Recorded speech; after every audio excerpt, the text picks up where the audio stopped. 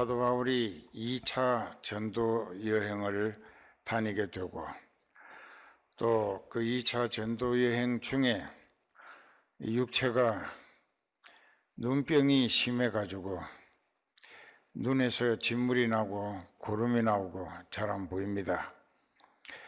그래서 빌립보서에 보면 자기가 그 병 고쳐달라고 하나님께 3번 기도했더니 하나님의 응답이 내 은혜가 네게 족하도다. 네가 너무 많은 신비로운 세계를 목격하고 또 체험하면서 이 신령한 은사로 많은 사람들의 여러 가지 중병 또는 난치나 불치병까지 고칠 수 있었지만 이로 인하여 네가 교만해져서 오히려 예수님 앞에 난척 똑똑한 척 하다가 지옥에 떨어질까 봐서 교만하지 못하도록 네 육체에 사탄의 가시 곧 질병 한 가지를 앓게 해줬다라는 말씀을 하십니다.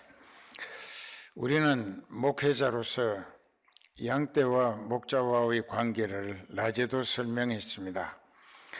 거기 낮에 본문에 보면은 싹군이 있고 선한 목자가 소개됩니다.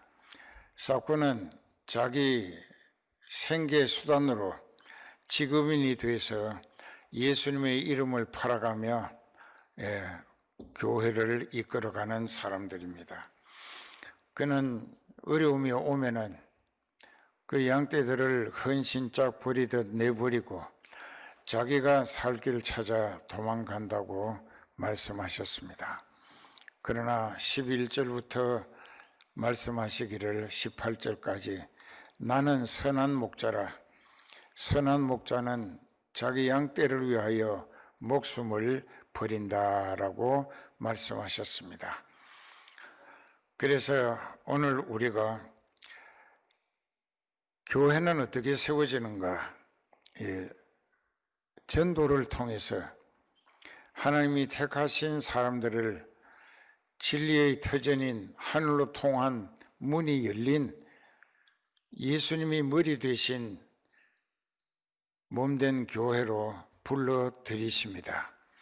그 교회를 통하여 성령께서 목자를 통하여 구원 얻는 진리의 교리를 선포하고 깨닫게 하실 때에 택하신 사람은 성령께서 목자를 통하여 대언하게 하신 그 하나님의 말씀을 들을 때에 똑같은 성령이 듣는 사람에게도 그 말씀에 부딪혀 깨닫게 하시고 체험이나 감동을 통하여 믿어지게도 하신다. 이렇게 말씀을 듣는 순간에 여러분들이 하나님의 택하심을 입었는지 나는 택함 받지 못한 사람인지를 스스로 판별할 수 있게 되는 것이 사도 바울이 눈에 안질이 있었어요. 눈병. 그래가지고 잘 안 보이고 그리고 자꾸 진물과 고름이 나오고 하니까 전도할 때에 다른 병자를 죽어가는 사람을 기도하면 하나님이 다 고쳐주시는데 자기 병은 네 교만이 너로 지옥 가게 만들까 봐서 겸손하게 하도록 네 몸에 사탄의 가시 그 병을 내가 꽂아 놓은 거다 이게 하나님이. 그 다음부터는 다시 기도 안 했어요. 이제 곧좀 듣고 그래서 눈병이 심해가지고 조금 쉬었다가 하자고 해서 쉬기 위해서 그 휴양차 갈라디아에 갔습니다. 거기는 복음 전해진 일이 없었어요. 그곳에 가서 쉬려고 갔는데 하나님이 쉬게끔 그냥 버려두지 아니하시고 성령으로 자꾸만 너 빨리 저작거리로 가서 장바닥에 모인 사람들에게 예수 그리스도의 복음을 전하라. 그러니까는 사도 바울은 예수님의 종이라. 그러니까는 일어나서 눈이 안 좋아도 갔습니다. 그 종은 상전이신 주님이 시키신 대로 하는 것이 그게 종의 의무고 책임입니다. 그래 가서 열심히 전도했어요. 그러니까 사람들이 모여들어. 좀 휴양하러 갔는데 좀 쉬게 버려두지 않고 계속 성령이 불같이 재촉하시니까 갈라디아 교회가 세워졌어요. 그곳에 교인들이 오자마자 처음 듣는 복음을 접하면서 순수하게 받아들입니다. 이건 무슨 뜻이냐? 그 갈라디아에 하나님이 택해 놓으신 사람들이 꽤 많이 있었기 때문이라는 뜻입니다. 사도 바울은 자기가 쉬기 위해서 갔지만 사실 사도 바울의 주 되신 예수님은 그를 갈라디아 교회를 세우도록 그리로 이끌어 가신 것이 되었더라. 그래서 그곳에 교회가 세워졌습니다. 아주 굉장히 뜨겁게 온갖 병자가 낫고 또 귀신 나가고 또 중풍병자나 안진뱅이가 뿔떡뿔떡 일어나서 뛰어다니고 벙어리가 찬송하고 이렇게 이적 기사가 많았어요. 그러니까 사람들이 막 모여드는 거예요. 병든 사람들 주로. 그들이 은혜를 받고 또 그 병 고침 받은 과정을 통하여 예수님을 하나님의 아들 그리스도로 알아보게 되고 믿어지게 되고 회개해서 성령을 받게 됐다 이깁니다. 그 성령이 충만한 갈라디아 교회가 됐어요. 그 이제 하나님께서 그곳에서 사도 바울이 갈라디아 교회 세우는 일이 어느 정도 성공적인 단계에 들어가니까 바울을 또 다른 데로 가서 선교하라고 보내셨습니다. 그리고 거기는 다른 교회 지도자가 파송됐는데 그곳에 유대인들이 몰려가 가지고 율법을 지켜야 구원을 얻는 것이지 이단인 예수 같은 거 믿어가지고는 하나님 앞에 소망 없다고 율법을 지나치게 강조하면서 선동을 했다고요. 그러니까 이 사람들이 그만 사도 바울을 통하여 체험했던 성령의 다양한 은사와 영역을 받았고 체험도 했으면서도 자꾸 와서 찍으니까 10번 찍어서 안 넘어가는 나무 없다는 속담처럼 하나 둘 그만 이 영적 체질 신앙이 흔들리더니 허물어지기 시작을 하는 거예요. 그 상황이 대세를 이루고 그 대세에 그들은 굴복하는 것처럼 영적 소망의 체질 신앙이 완전히 율법주의 선동에 의해서 다 허물어지고 말았습니다. 그래서 이제 사도 바울이 그 갈라디아 교회가 영적으로 헛수고했구나. 내가 그렇게 눈물로 기도하고 목이 터지도록 복음을 전하고 참 알뜰히 보살피고 천국 소망 갖고 하늘나라 가서 영원히 같이 살자고 했는데 그들의 믿음이 변질된 거예요. 그래서 보낸 편지 중에 한 대목이 오늘 본문 말씀입니다. 이제 본문에 들어갑니다. 그러나 너희가 그때에는 하나님을 알지 못하여 본질상 하나님이 아닌 자들에게 종노릇하였더니 이제는 너희가 하나님을 알 뿐더러 하나님의 아신 바 되었거늘. 하나님을 알 뿐만 아니라 하나님께 알아주시는 바 되었다. 성령 받았었다는 이야기입니다. 하나님은 성령 받은 사람을 자기 사람이라 합니다. 자기 자녀라 하고. 그래서 이제 하나님의 아신 바 되었다. 즉 구원을 얻었었다는 얘기도 됩니다.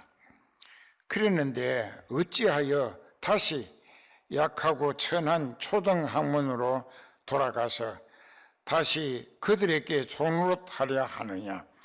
그들을 영적인 소망, 은혜의 복음을 듣고 구원을 얻었는데, 이제 하나님의 아신 바 되었는데, 하나님이 자기 백성으로 받아들이셨는데, 지금은 다시 하나님을 뿌리치고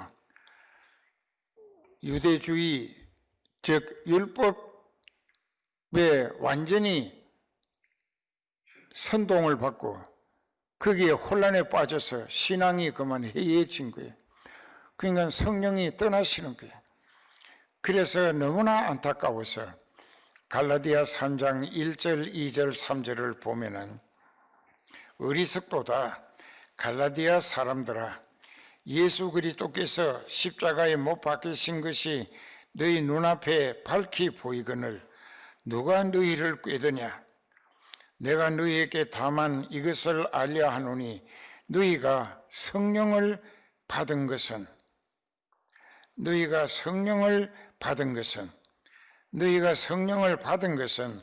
율법의 행위로냐 듣고 믿음으로냐? 율법을 행하였기 때문에 성령 받았더냐? 복음을 듣고 깨달아 회개하고 믿음으로 성령 받은 것이더냐?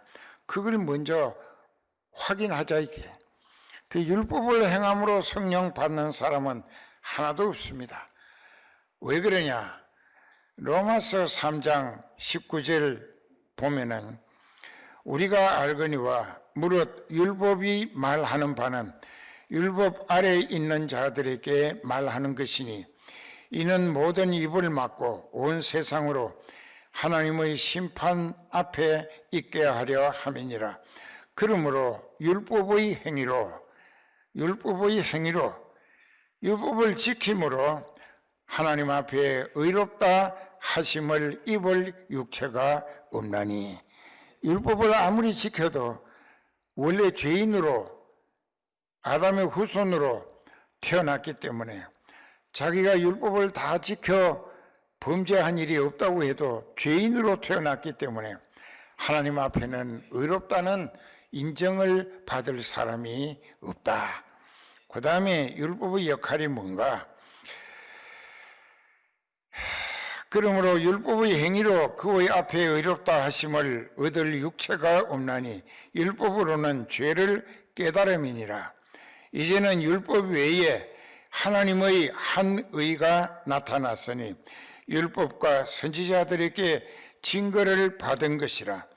곧 예수 그리스도를 믿음으로 말미암아 모든 믿는 자에게 미치는 하나님의 의니 하나님이 의롭게 하시는 것이니 차별이 없느니라.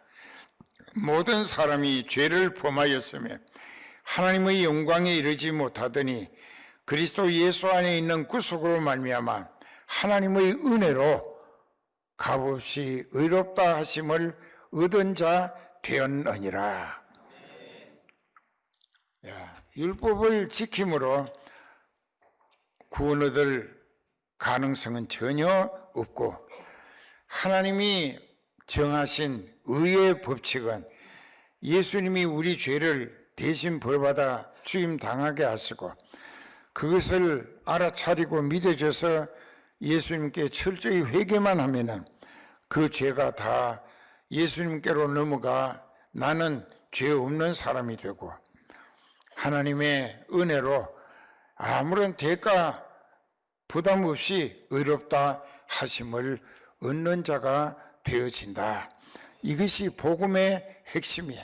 여기에서 그래서 이제는 너희가 하나님을 알았을 뿐 아니라 하나님께서도 너희를 알아주신 바 되었는데 하나님과의 관계를 내버리고 부정하고 어쩌자고 세상 초등학문에 율법으로 휩쓸려 갔느냐. 그것은 너희가 다시 지옥길로 돌아서는 것이다. 이제 그렇게 설명을 했습니다. 너희가 날과 달과 절기를 또 해를 삼가 지킨다. 내가 너희를 위하여 수고한 것이 헛될까 두려워하노라. 이게 무슨 뜻이냐? 날과 달과 해. 날은 이제 우리가 초하룻날 월사계라고 합니다. 매월 초하룻날, 그날은 하나님 앞에 먼저 율법 시대에 자기를 드린다고, 그 헌신 오프링이라고 그렇게 합니다. 그것을 습관처럼 지켜왔습니다. 또 안식일을 일주일 중에 안식일, 금요일날 해 질 때서부터 토요일날 해 질 때까지가 안식일입니다. 그렇게 해서 안식일을 지키는 것, 그리고 또 그 다음에 이제 달이라고 하는 게 있어요. 이 달이라고 하는 것이 보면은 이제 보통 이제 그 유명한 달이 있습니다. 무슨 아비월, 니산월 하는 달 이름이 있어요. 그렇게 그 달은 더 소중히 여기고 그 달을 습관적으로 지킨다는 것입니다. 즐기를. 그 다음에 해가 있습니다. 해는 7년마다 안식년이라고 하면은 밭에 농사를 짓는데 6년 동안은 기경재배라고 합니다. 기경은 일어날 기자, 밭갈 경자입니다. 일어나서 밭을 갈고 파종을 하고 비배 관리를 해서 추수를 합니다. 그런데 참 이상한 것은 6년째 되는 해에는 수확이 갑절로 넘치게 하나님이 해 주신단 말이에요. 왜? 그 다음 해는 밭을 갈지 말라 이게. 밭도 쉬어야 한다 이게. 밭에도 기운이 있습니다. 그름기가 있어야 되는 거예요. 그러니까 1년을 묵히라. 그 대신에 6년째 되는 추수 때에 갑절에 수확을 거두게 해주지 않았느냐. 그러니까 그것이 안식년입니다. 그러니까 교회도 목사님이 6년 동안은 열심히 목회를 책임 목회로 감당하다가 제7년 되면 안식년이라고 임시 목사님을 세워놓고 1년간 이제 베케이션 휴가를 갑니다. 그리고 50년마다 돌아오는 회년이라고 하는 게 있습니다. 예수님이 오셔가지고 제자들과 함께 전도하러 가실 때에 제자들이 배가 고팠든지 습관이었든지 길가에 있는 밀밭 지나가다가 이삭을 몇 개 따가서 손바닥에 비벼서 껍질은 후후 불고 밀 알갱이를 날거로 입에다 넣고 먹습니다. 2차 대전 끝나고 한동안엔 여기 딸들이 그걸 맛도 없는 껌이라고 계속 씹었다고. 그렇게 이제 그런 걸 생각해 보면서 그렇게 하니까 바리새인들이 뭐라고 딱 지적하고 책망하느냐. 어찌하여 안식일 날 밀 이삭을 자르는 일, 그리고 또 손바닥에 비비는 일을 하느냐. 또 먹는 것은 트집 안에 지도 먹었기 때문에 그런지, 그리고 왜 그런 일을 하느냐고 율법을 어긴 백성들이라고 책망을 할 때 예수님이 뭐라고 대답을 하셨느냐. 인자는 자기는 안식일의 주인이다. 나는 안식일의 주인이라. 안식일은 하나님을 위하여 정하신 것이 아니고 너희를 위하여 하나님이 정해 주신 것이다. 왜? 안식일 날이라도 하나님과 하루 종일 24시간 전적인 교제를 통하여 영적인 가치와 영적인 소망의 믿음을 가꾸어서 하나님의 자녀 되는 은혜 보장을 받고 땅에서도 하나님이 살리시는 은혜로 살다가 때가 되면 하나님이 불러서 하늘나라에 가서 영원토록 같이 데리고 살고 싶어서 너희들로 천국 갈 믿음 준비하는 심령이 거듭나고 영거로 가는 기회로 만들어주기 위해서 안식일을 너희를 위해서 정해 주셨다 이깁니다. 이제 그 안식일이 요즘은 주일날로 바뀌었습니다. 그 주일날을 이 교회 다니고 세례 받은 사람도 일요일이고 뭐 일요일 어쩌고 하는데 그렇게 하면 안 돼요. 그 사람이 진짜 구원 얻은 성도라면 주일이라고 해야 됩니다. 예, 로드스데이, 영어로 로드스데이, 주님의 날이라. 그러면 여기서 우리가 또 더 깊이 들어가서 깨달아야 될 것은, 요한복음 14장 20절에 보면은 그날엔 너희가 내 안에, 내가 너희 안에, 내가 아버지 안에 있는 것을 너희가 알 것이다. 자, 이게 예수님은 아버지 안에, 우리는 예수님 안에, 예수님은 우리 안에, 이렇게 어울렸다. 이게 예수님과 내가, 이 예수님이고 나라고 하면 이렇게, 예수님은 내 안에, 나는 예수님 안에. 한번 해봐요. 이렇게 해보라고. 그 예수님은 내 안에, 나는 예수님 안에. 그 이렇게 서로가 서로 안에 들어가 있다 이게. 그러면 사탄이, 미련한 사탄은 나를 실족시키고 지옥에 끌어가기 위해서 어떻게 하느냐, 계속 여기 나를 붙들고 끌어내려고 땡기면은 나하고 예수님은 더욱 밀착되어지게 됩니다. 알아들어요? 그런데 조금 지혜 있는 귀신은 귀신같이 알고 이 사람을 자꾸 축겨 올리는 거예요. 네가 최고라고, 네가 최고라고. 그 밀어 올리면 저절로 빠져나가.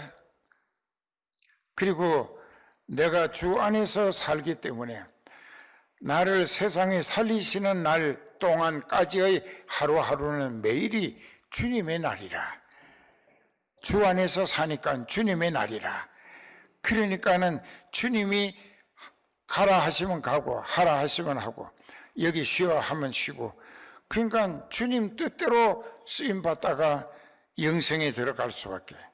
그러니까 얼마나 그들이 영적인 은혜가 충만하고 성령이 막 뜨겁게 불타는 믿음들이 얼마나 좋았으면, 사도 바울이 눈병으로 고생하는 게 마음이 아파서 그 영적 가치를 생각할 때 자기처럼 더 많은 영혼을 성령 밖에 해서 구원 얻는 자 되도록 사도 바울을 하나님이 더 많은 영혼 구원시키실 수 있도록 하기 위하여 자기 멀쩡한 눈을 하나 빼가지고 못 쓰게 된 그 사람 눈하고 바꾸치게 하더라도 그렇게 하기를 소원했었다는 것입니다.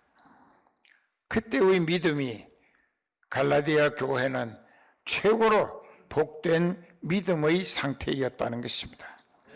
예, 양떼가 목자로 더불어, 목자가 양떼로 더불어 서로가 완전히 진리 안에서 성령으로 하나가 되어버린 거예요. 하나로 연합된 거예요. 결속되고 단합되고 그 영적으로 하나가 된 거예요. 그러니까는 목자는 양떼의 입장에 함께 해주고 그 양떼들은 또 목자의 힘드는 입장을 다시 자기가 대신 보충해 주고 싶어서 자기 멀쩡한 눈을, 성한 눈을 뽑아서 그 사람의 병든 눈하고 바꾸치기 해주고 싶었었다는 것입니다. 그때의 그들의 믿음은 땅을 딛고 살아도 영적으로는 이미 천국에 들어간 믿음이었다. 이것을 사도 바울은 그때의 너희는 영적으로 가장 복된 상태에 있었다는 이야기입니다. Spirit price, 영적 가치. 그것을 하나님이 천하보다 귀하게 여기시기 때문에 우리가 목회할 때 예수님과 하나님과 똑같은 영적 가치 기준에 공감하는 가치관이 없이는 영혼 구원을 위하여 이렇게 애간장타게 눈물로 기도하고 호소하고 또 야단도 치고 왜 그렇게 하느냐? 그 영혼의 가치가 나를 세워 쓰시는 예수님 하나님께서는 온 천하보다 귀하다 하신다. 한 영혼이, 여러분 한 사람 한 사람 영의 가치가 하나님께는 우주 만물보다 더 귀하다. 우리도 같은 영의 가치가 하나님과 같은 가치 기준으로 여러분들이 의식화되어지면 남은 식구들을 전도하지 않고는 견딜 수 없을 거예요. 그 영혼들이 지옥 가고 있는데 인가 기도할 수 있도록 온 가정이 성령 충만하면 가정 천국이 이루어집니다.